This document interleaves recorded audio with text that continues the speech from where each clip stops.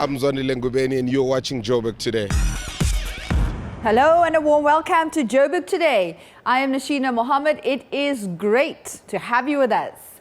The Goldene Medina, Yiddish for the Golden Land. That's what Jews called Johannesburg when they came here during the gold rush.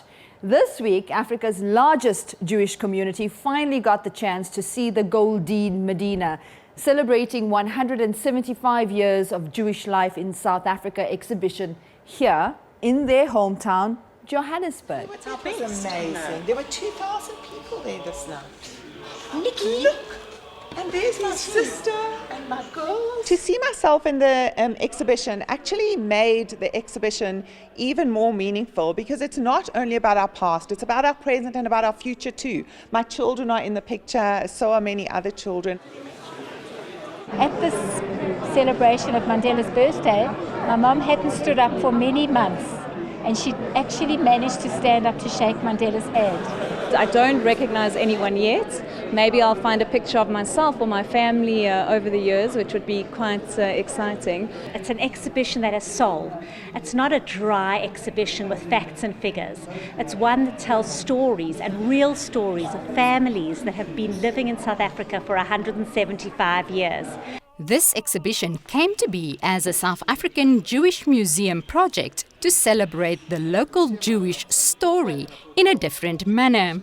It's rather the social history. It's a story of families and people and their experiences as South Africans, as Jews, and it tells the full gamut of 175 years, from our forefathers arriving here on the Union Castle lines to contemporary Jewish South Africa. We didn't want to acknowledge any people in particular. What we really wanted was for people to find their own story in similar stories.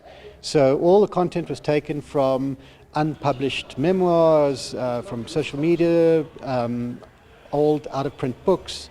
If you have a look at the panels, you'll see we've used the motif of thumbtacks and the torn-out pieces of paper to give it that sense of scrapbook album, that it could be any Jewish South African family's family memoirs.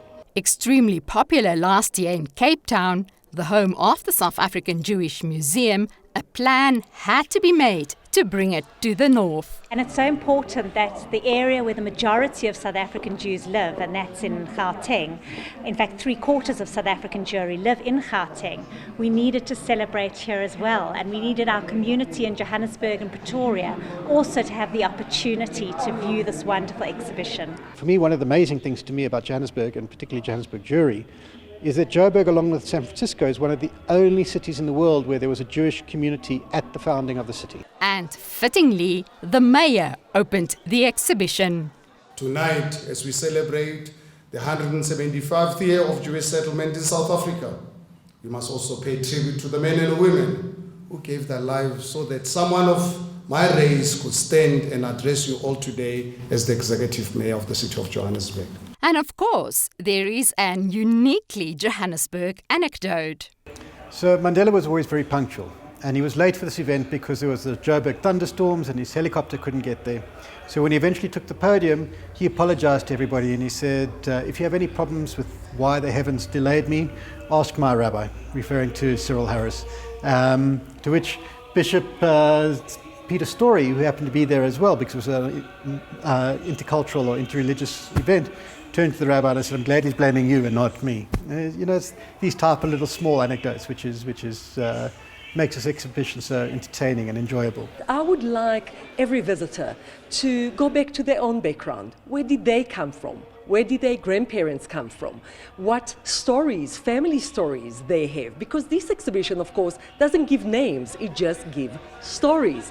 All of us have stories. And I hope that every child, every adult that is coming here will start digging into their own stories and build their own stories and their own exhibition in a way after this visit. Joburgers have the next 8 weeks to go for a walk through South African Jewry's life-size community album in the Johannesburg Holocaust and Genocide Centre. Marise de Klerk, Joburg Today. Hello, my cousins. I'm Barry Hilton, and you are watching Joburg Today. Like us on Facebook, joburgtoday.tv, and follow us on Twitter at Joburg Today. For more coverage on the city, also check out our playlist. And that's it from me and the team here. Have a good one.